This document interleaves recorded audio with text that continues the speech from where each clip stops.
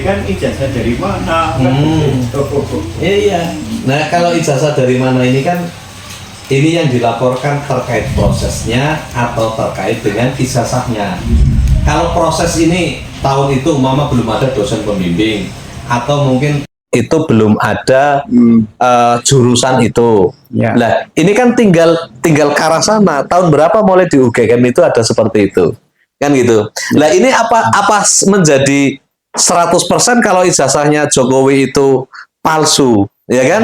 Ya. Sedangkan yang mengeluarkan siapa? Umumnya yang mengeluarkan ke UGM, ya masa yang dilaporkan hanya Jokowi, ya kan? Ya. Nah, secara otomatis kalau yang mengeluarkan ijazah itu UGM, ya UGM harus menanggung resiko tadi kan gitu. Iya.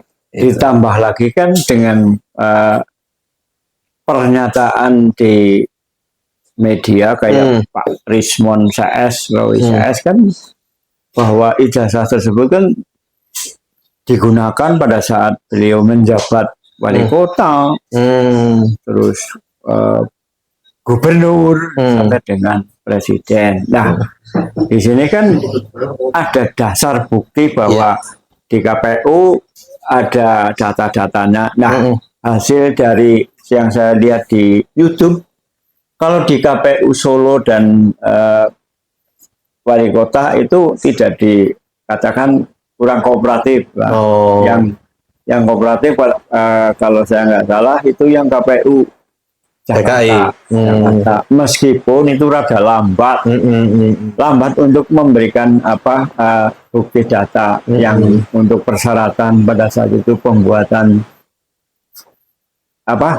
pendaftaran waktu itu untuk presiden. Itu pun ya apa yang sudah didapat yang dimiliki bukti-bukti dari Roy Suryo CS.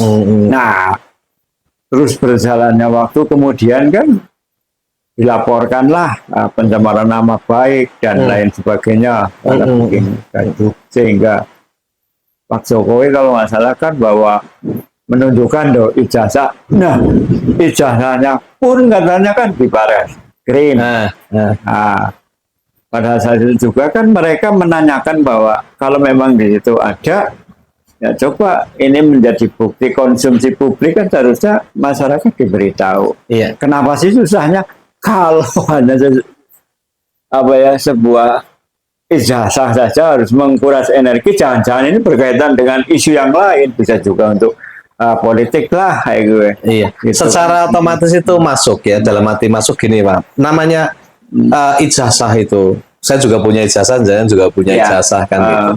Lah kalau ijazah itu prosesnya dilalui, itu kita tinggal ngecek lah. Tinggal ngecek entah itu di sekolah, entah itu di kampus. Di situ kan ada nomor induk mahasiswa atau nomor induk murid. Itu pasti ada.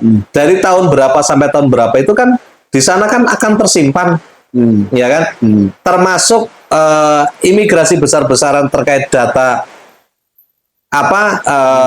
ini ke digital ini kan diproses ini, ya kan, dari data yang manual ke migrasi ke digital. Iya, itu seperti itu kan, itu pasti 2000 berapa itu kan sudah dilakukan. Tapi itu saya yakin itu ada catatannya, ya kan. Nah, kalau bicara kita terlalu jauh ke KPU sebenarnya terlalu jauh. Kita kalau Bapak dulu alumni mana? Saya alumni SMA 3 ya sudah, di SMA 3 kan pasti ada data itu. Ya kan, pasti di situ dibuka muncul. Lah, kalau terkait tadi ini kita sudah melaporkan, ini kan baru menduga menduga bahwa ijazah si A itu palsu. Tapi yang perlu dipahami itu dugaan itu harus disertai dengan barang bukti. Kenapa ke barang bukti? Karena ini bentuk aduan loh yang nanti akan diproses melalui kepolisian dan kejaksaan dan nanti terakhir itu ke pengadilan. Nah, ini dilalui enggak? Nah, kalau mohon maaf juga ini, kita ngejar KPU di Solo, kita ngejar KPU di Solo, kita ngejar KPU di DKI. Ini sebenarnya sudah terlalu jauh. Ijazah Jokowi di mana lah dulu gitu kan? Kayaknya lebih simpel seperti itu, Pak. Yang disayangkan juga kan menurut hasil penelitian paper apalah itu Kaki Suryo kan, kan udah selesai. Iya. Bahwa monggo dibaca seluruh hasil kajian mereka. Nah, yang saya dengar kan apa yang diteliti apa ya, bahasanya kan mung ijazah. Ya, enggak nih ijazah gue asli. Terus tidak kena selesai atau bagaimana kan begitu? Iya. Tapi kalau menurut pandangan kami ini melihat dinamika yang terjadi, terus di sana itu terjadi ada berbagai argumentasi. Seandainya itu asli ataupun palsu pun tidak cukup sampai di situ. Ya. Kenapa saya bilang tidak cukup di situ? Kalau palsu, yang diharapkan ini kebijakan Jokowi itu dianggap batal mungkin. Karena dia mewakili negara, atas nama negara. Ini untuk mencalonkan presiden, sehingga apa? Keputusan-keputusan beliau itu karena ijazahnya palsu, berarti keputusannya palsu. Ya kan? Ya. Tapi kalau zaman dulu, zaman kerajaan yang tidak ada ijazah, apa rajanya ikut palsu? Sedangkan beliau itu pemimpin negara, ya kan? Dan ujungnya ini, seandainya ijazah itu asli pun, tetap seorang Roy Suryo itu tetap tidak bakalan diam. Nanti sudah lari nih lah, kelihatan ke istrinya, terus ke anaknya. Jadi kalau kita lihat, lari ke apa yang MUI nah ke MUI juga gitu loh. Jadi sudah lucu sebenarnya. Ini kemana-mana bidikannya gitu loh. Ada sertifikat halal. Nah iya itu loh. Lah itu kan tugasnya Mas Pur kan gitu loh. Jadi ya kita sih anggap, kalau saya sendiri anggap itu lagi dagelan. Tapi perlu dipahami bahwa dagelan itu nanti berakibat fatal. Kenapa fatal? Salah satu pihak ini tetap harus ada yang masuk bui. Jadi saya malah kalau sudah terlepas dari ini, terlepas dari ijazah itu asli ataupun tidak asli atau palsu gitu kan? Karena ranahnya ini udah menyebar kemana-mana. MUI aja disinggung gara-gara kaitannya dengan pondok pesantren yang ambruk. Nah ini kan otaknya macam dakwah. Saya setuju lah. Kalau Roy Suryo sebagai peneliti, teliti saja. Sesuai dengan fungsi dia, tujuannya apa. Aku mau jadi peneliti, teliti. Nah, tapi kalau yang lain kok, aku mau melaporkan ijazah Jokowi itu palsu, ya buktikan. Buktikan itu sampai pengadilan gitu loh. Ya, begini, Bos. Menurut saya, dengan selaku ahli hukum, ini kan bicara tentang ijazah. Satu, dalam saat pembuktian mereka, Roy Suryo saya sedang mengkaji, otomatis kan tidak harus tiap tahapan dipublikasikan. Karena meneliti otomatis kan bahasanya senyap lah ya. Karena apa? Ada tim lain juga, dan dengar di podcast tidak seperti itu. Artinya karena gaduhnya Roy Suryo itu seperti itu rame, ini juga ada tim lain ya kayak Roy Suryo juga, tapi ya nggak sampai terekspos keluar. Ada tim IT juga, ada ahli itu juga, ya dilihat di YouTube. Nah, persoalannya kan ini ijazah ya.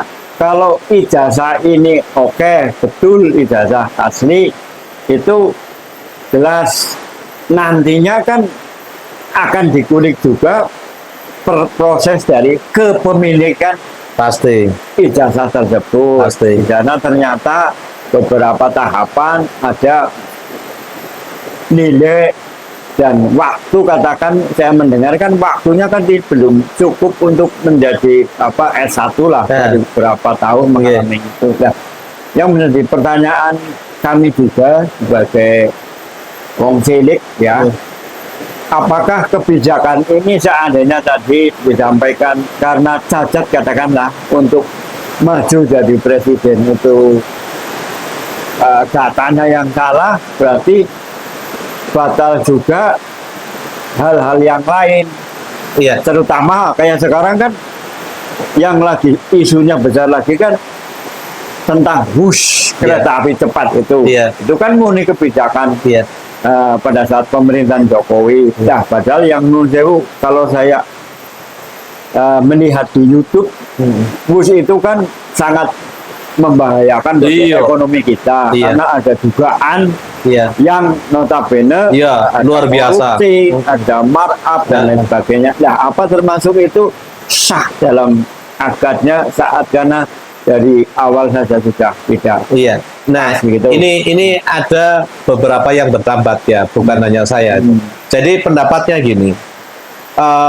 Oke, tadi kalau dinyatakan itu ijazah itu palsu dan semua keputusannya itu dianggap palsu. Tapi yang perlu dipahami lagi, Indonesia sudah ada undang-undang itu atau enggak? Sudah diatur atau enggak? Nah, ini kan yang jadi persoalan loh. Sekarang loh, mau ijazahmu palsu mau enggak, tapi belum diatur. Ya kan, kecuali undang-undang nomor sekian pasal sekian menyatakan Jika, ya. jika ada Ya. seorang pejabat Ya. ijazahnya dianggap pengadilan itu palsu, maka semua kebijakan-kebijakan atau semua keputusannya itu dianggap palsu juga. Kan gitu? Ya. Lah, kalau itu belum diatur, terus gimana? Ya kan? Makanya saya setuju dengan apa yang jenengan tadi sampaikan bahwa ini lo Roy Suryo, ini lo ada tim lain. Jadi kalau kamu mau jadi peneliti, baru ada peneliti belum selesai sudah teriak-teriak. Ya, ya. Orang itu belum tentu itu dia maling itu, padahal dia lagi jalan gitu, kan belum tentu dia maling. Tapi sudah oh dia maling, akhirnya kan jadi masalah. Nah, harusnya kalau seorang peneliti itu diteliti dulu, silent gitu, sampai dia itu dapat data baru. Setelah penelitiannya selesai, ini loh penelitianku, ini loh buktinya dan sebagainya. Kalau saudara itu mau melaporkan, laporkan. Tapi data sudah lengkap. Ya. Lah kalau ini teriak dulu, kemana-mana dulu, tidak ada kejelasan. Yang lebih parahnya lagi tujuannya apa?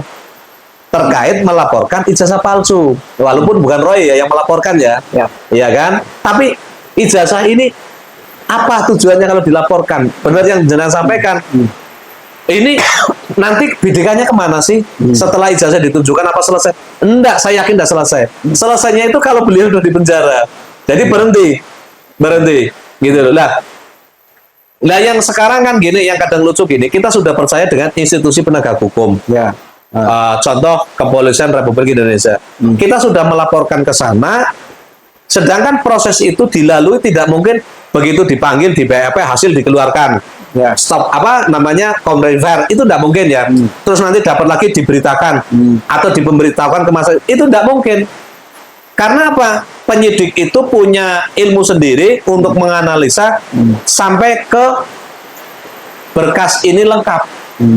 Setelah lengkap dikasihkan kejaksaan dikasihkan pengadilan. Tapi kalau tidak lengkap di sini jelas ada SP3. Berhenti nih. Ya. Ya kan?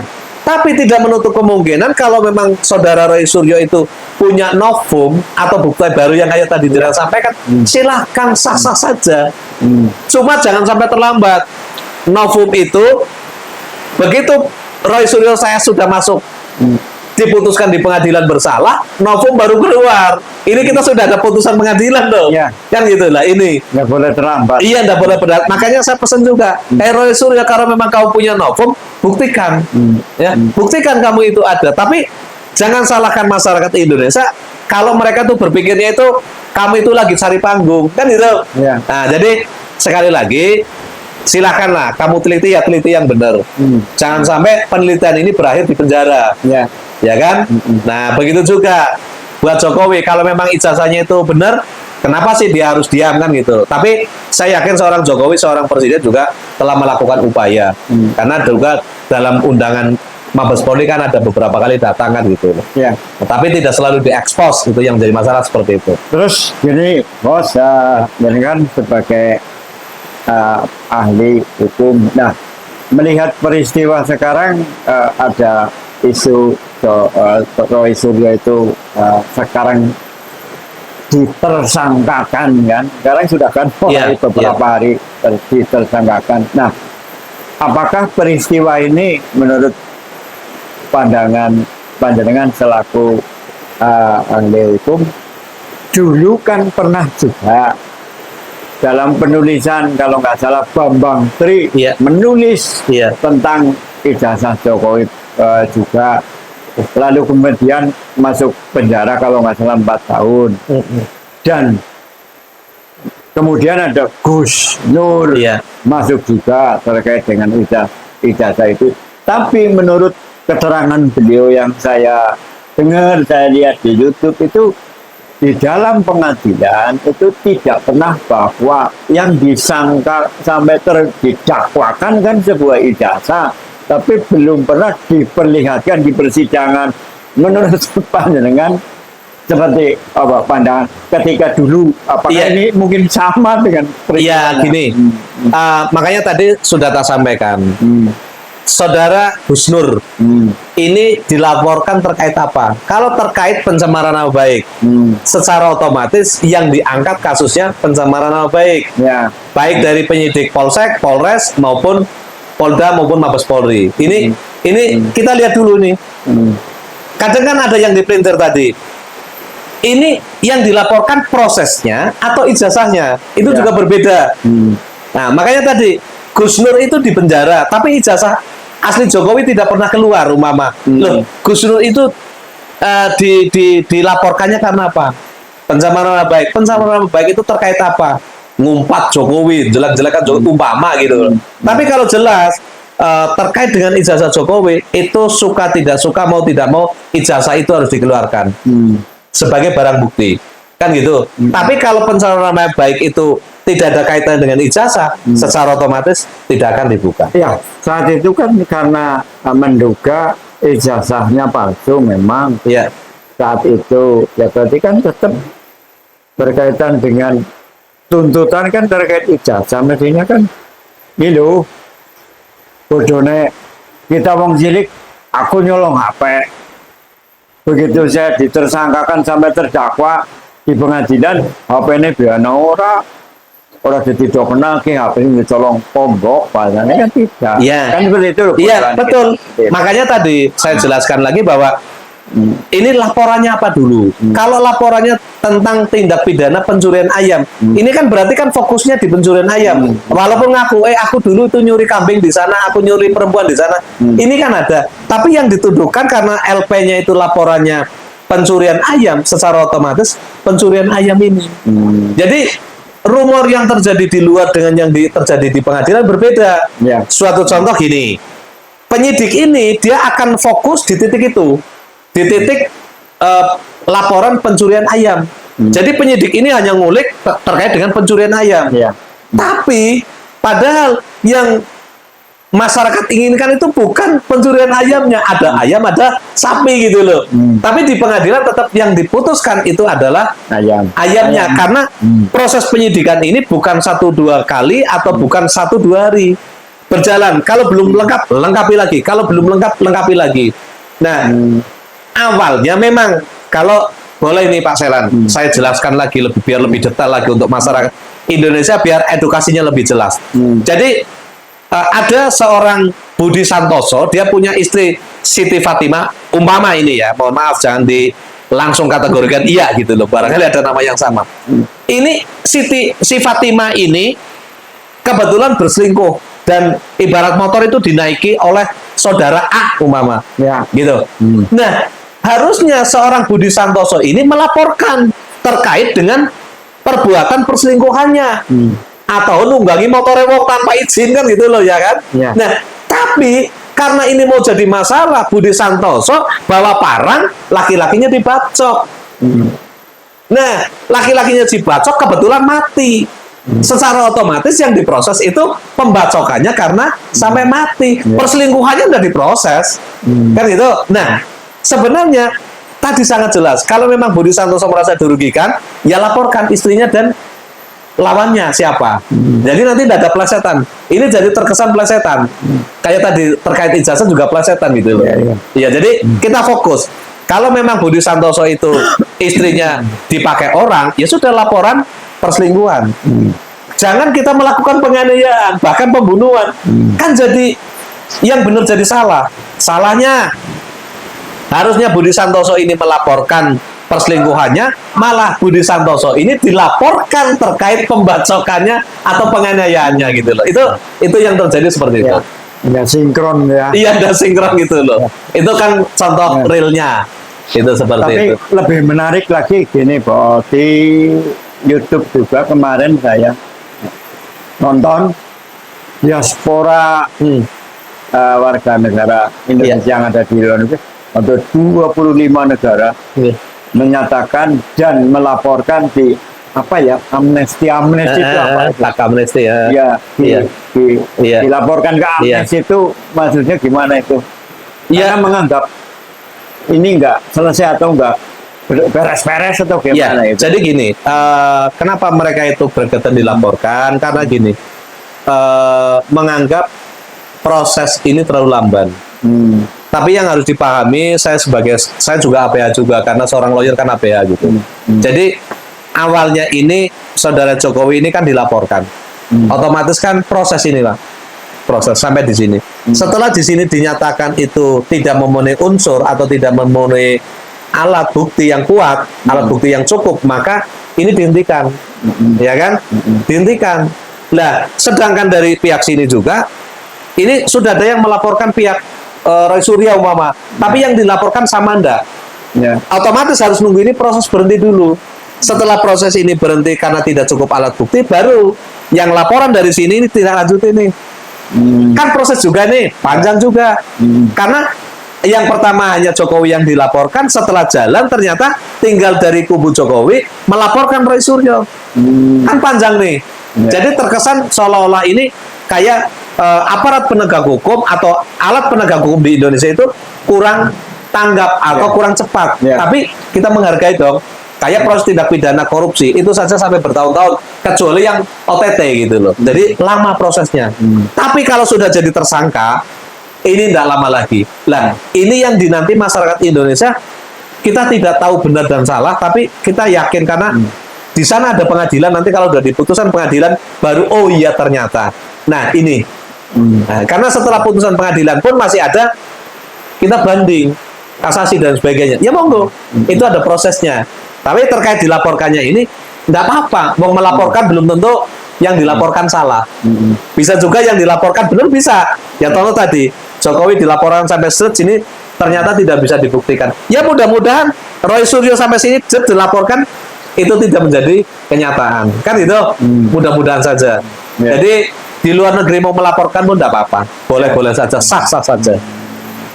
Artinya tidak masalah ya. Tidak masalah. Tidak masalah. Masing-masing jalur sendiri. Iya, masing-masing kembali lagi punya hak yang sama. Beda dengan tahun-tahun dulu. Kalau sekarang masyarakat bukan hanya di Indonesia, di luar negeri pun semua udah cerdas. Kita cukup menonton, mengamati, sudah bisa ngambil kesimpulan. Tapi kalau dulu kan udah ada HP, udah ada Instagram dan sebagainya, kita bingung. Itu seperti itu. Tapi banyak yang mau yang begitu om ya, betul. Kemudian bilang kan, oh kan Jokowi om. Enggak apa-apa. Supaya tempur.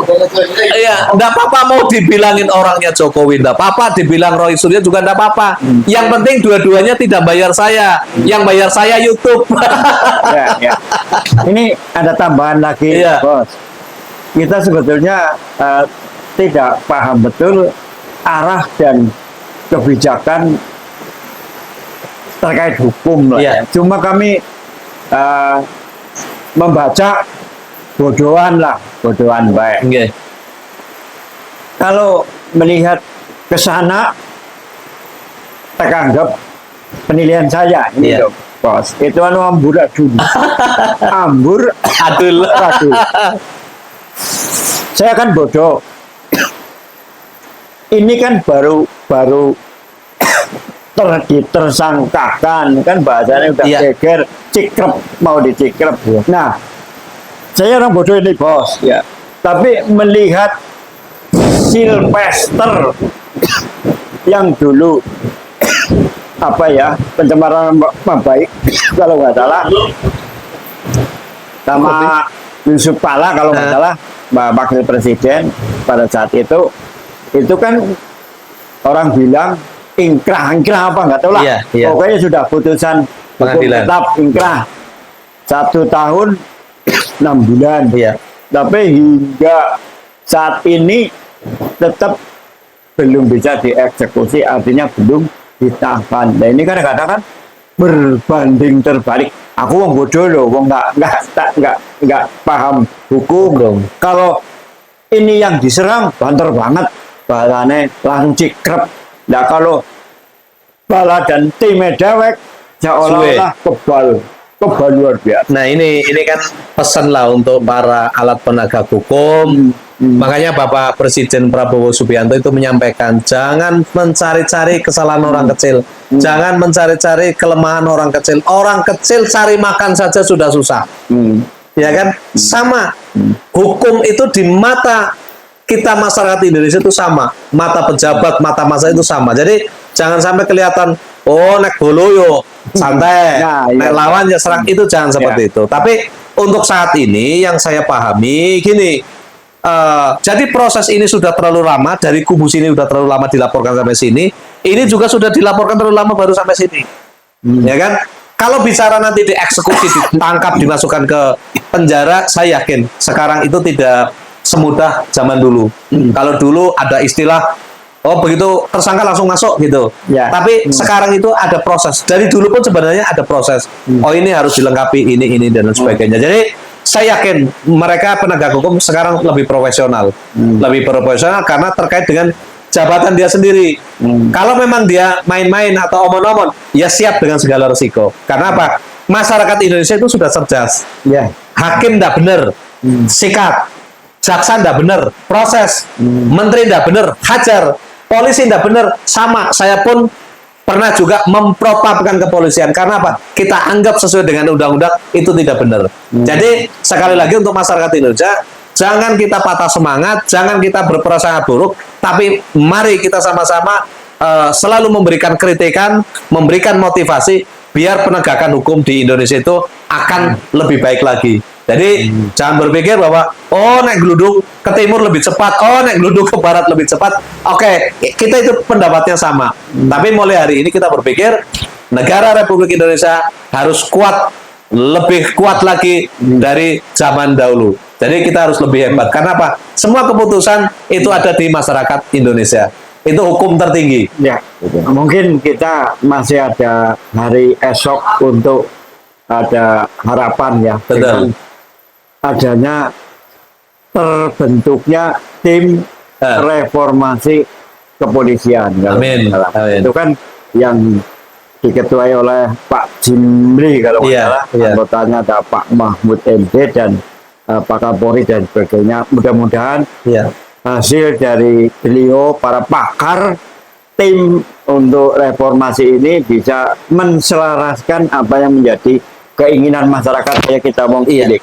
Jadi hukum itu betul-betul berjalan. iya bisa ditegakkan. Ya. Nah ini yang kadang saya kurang setuju sebenarnya. Kenapa saya bilang kurang setuju ya? Apa artinya di Kepolisian Republik Indonesia itu ada propam? Ya kan? Ya. Apa artinya itu di KPK itu ada pengawas? Ya kan? Apa artinya di institusi lain pun ada pengawas juga? Kalau sudah ada pengawas yang bisa menangani itu terus bikin lagi, ini sama saja mengeluarkan anggaran. Jadi kalau itu memang polisi itu mau dibuatkan yang tadi, lembaga lain untuk ngawasi lagi, nggak usah ada propam. Biar anggaran negara itu lebih irit. Ini kan hanya membekakan anggaran. Ya. Ya silakan kamu masih diberi kekuasaan itu bisa sah-sah saja kan.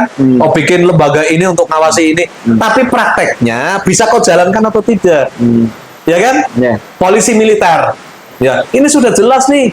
Ada yang nanti menghukum sendiri. Kayak PNS nih. Kalau ketuaan bolos nanti yang nangkep Satpol PP nih. Satpol PP aja itu diajari yang benar ya kan? Ya. Propam aja diajari yang benar. Jangan makan gaji buta. Lah ini di sini sudah tidak benar, bikin lagi lembaga. Kalau ini tidak benar, sama saja bohong. Anggaran negara akan bocor. Tapi saya setuju, lebih setuju lagi. Manakala lembaga yang sudah ada ini benar-benar diperbaikilah. Kalau memang orang benar buang sajalah. Banyak masyarakat Indonesia atau anak muda-muda ini yang cerdas, pintar, punya punya semangat tinggi, akhlaknya juga mungkin belum rusak, kan gitu. Ya. Jadi mudah-mudahan dengan adanya terbentuknya tadi menjadi angin segar buat masyarakat Indonesia, bisa memperbaiki citra Kepolisian Republik Indonesia untuk jadi lebih baik lagi. Ya. Oke. Terima kasih pencerahan untuk terkait dengan isu yang tadi. Iya. Sama-sama Pak Selan, terima kasih sekali lagi.